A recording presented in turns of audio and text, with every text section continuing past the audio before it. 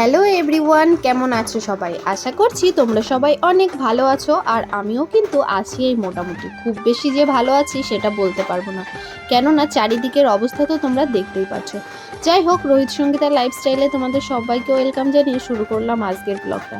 সত্যি বলতে হাসছি ঠিকই, কিন্তু আজকের ব্লগটা স্টার্ট করার কোনো মুডই ছিল না, কেননা চারিদিকে এত পরিমাণ জল বাড়ছে কি আর বলবো।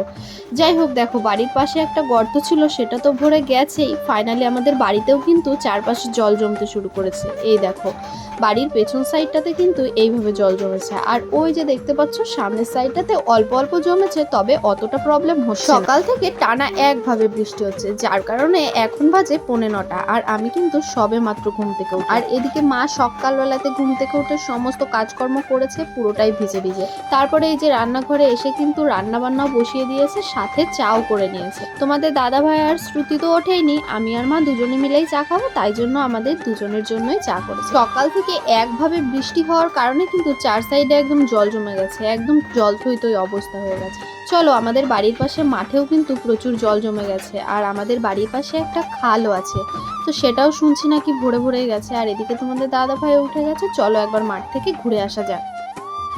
ভয় লাগছে, কিন্তু পড়ে যাবো না তো? কি কাদা, দেখো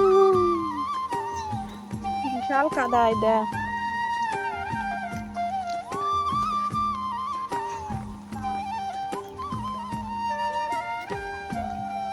তো, দেখো বাড়ির পাশে মাঠে তো চলে আসলাম, আর চারিদিকটা তো তোমরা নিজের চোখে দেখতে পাচ্ছ। আর এদিকে খালটাও তোমাদেরকে একবার দেখিয়ে দিই।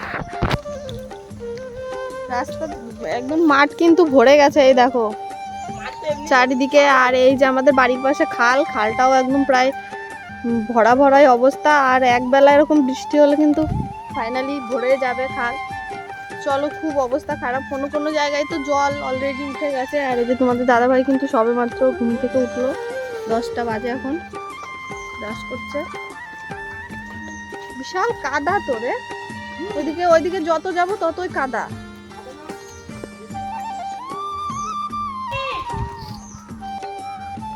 তো গাইস দেখো, মাঠে এসেছিলাম ঘুরতে, আর এসে দেখো কলমি ডগাগুলো চোখে পড়লো, তাই জন্য তুলে নিচ্ছি। সত্যি এত সুন্দর হয়েছে, কয়েকদিন বৃষ্টি পেয়ে দারুণ সুন্দর লাগছে। চলো ঝটপট করে কটা তুলে নি, বাড়ি গিয়ে ভাজা খাওয়া যাবে। যদি পড়ে যাই, পড়ে যাবা।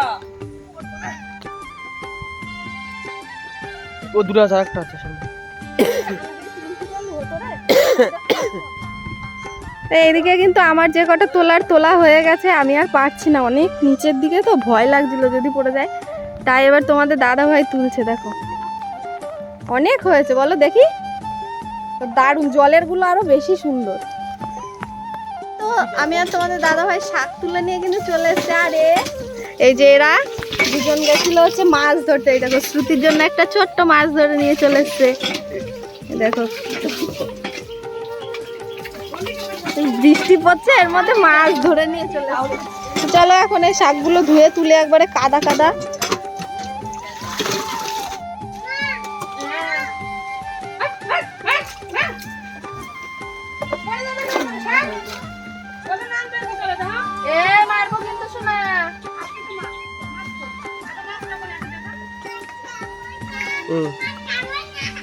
তো দেখো শাক তুলতে তুলতে অর্ধেক ভিজে গেছি মাঠের মধ্যে। ধুয়ে নি, ধুতে ধুতে আর অর্ধেক ভিজে যায়, পুরোপুরি ভিজে ভিজে একদম ঘরে উঠবো।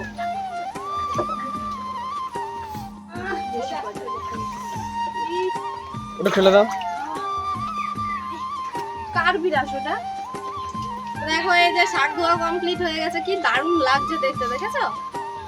একদম টাটকা টাটকা, মানে টাটকা টাটকা কলমি শাক। যাই হোক, সংসারের টুকিটাকি কাজকর্ম সারতে গিয়ে কিন্তু আমি প্রায় অর্ধেক ভিজে গেছি, তাই ভাবলাম এখন স্নান করে নেব। তাই কিন্তু স্নান করার আগে ফুলটা আমি তুলে নিচ্ছি। আর আমাদের এই ফুল গাছটার এখানে এত পরিমাণ কাদা হয়েছে কি আর বলবো। সত্যি কথা বলতে সারা উঠোনেই প্রচুর কাদা হয়েছে, আর স্লিপ তো আছে, যার কারণে ঠিকঠাক ভাবে হাঁটতেই পারছি না। আর এই ফুল গাছের গোড়াতে এত কাদা, যার কারণে কিন্তু আমাকে খালি পায়ে আসতে হয়েছে এখানে। আমাদের গাছের মাত্র আর একটা কাঁঠাল ছিল, সেটাও আবার হনুমানে কামড়েছে কিছুদিন আগে, সেটাই কিন্তু এখানে এখানে পচে গেছে দেখো, তাই কিন্তু মেশোকে ডেকে নিয়ে এসে কাঁঠালটা পাড়িয়ে নিলাম। মেশোকে যে ডেকেছে এই বৃষ্টির মধ্যে, উনি কিন্তু বৃষ্টি একটু কমতেই আমাদের বাড়িতে চলে আসলো। তো চলো আজকের মতো ব্লগটা তাহলে এখানে এন্ড করছি, আর বেশি লং করছি না। দেখা হচ্ছে নেক্সট কোনো ব্লগে।